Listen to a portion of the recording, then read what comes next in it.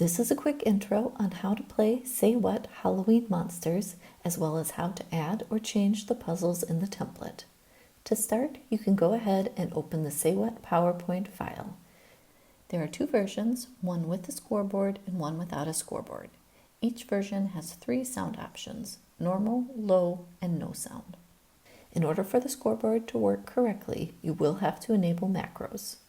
There is a file included in your order with tips on how to enable macros on your PC.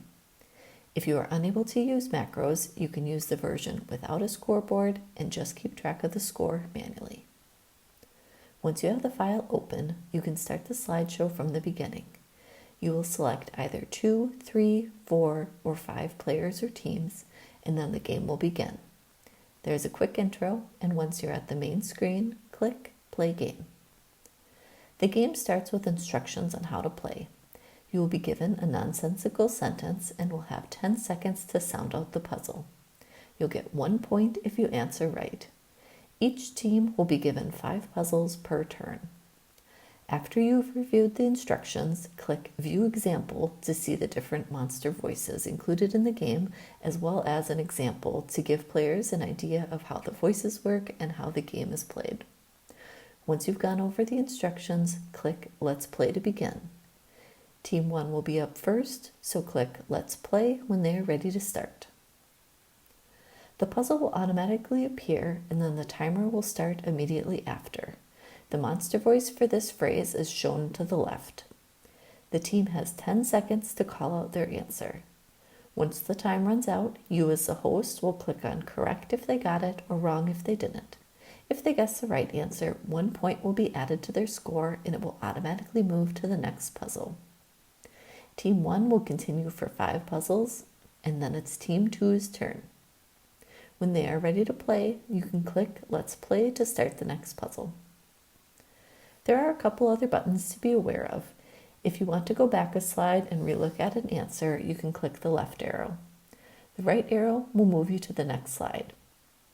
If you need to manually change one of the team's scores, you can use the arrows to go up or down. If you want to start over or replay the game, click the Home button to go back to the first slide. You can click the Reset Scores button to reset all the scores to 0. You do have the option to click End Early to stop the timer and show the answer. I have included a printable list of the answers, so if the host will not be playing, they can confirm the correct answers and stop the timer once the answer is said. Otherwise, if the host is playing, you can just let the timer run out and then see if they guessed it correctly or not. You can play the game as provided, or if you want to personalize or refresh the puzzles, it's very easy to change or add slides. Unless you're starting from the original presentation, I always recommend you reset the score to 0 before editing by going into any game slide and clicking the Reset Scores button. If you don't reset the scores, you may get an error if you try to delete a slide.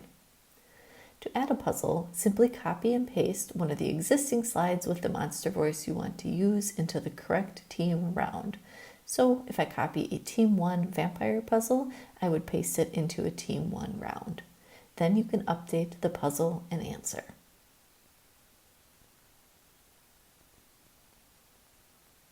If we play the slideshow, you can see the new puzzle comes up as well as the answer I entered. You do also have the option to simply edit existing puzzles as well rather than copying and pasting them. If you look through the game, you will see there are sections for 5, 4, 3, and 2 teams. If you will be customizing the game, just make sure to put the custom slides into the section with the number of players you will have. So for example, if you will have 4 players, you would copy and paste them into the 4-player section. And that's all there is to updating the questions. You can see it's really pretty easy to do. So I hope this demo was helpful. Please feel free to contact me through my Etsy store if you have any questions on how to play. I would also love to hear any feedback you have on your experience playing Say What Halloween Monsters. I hope you enjoy the game.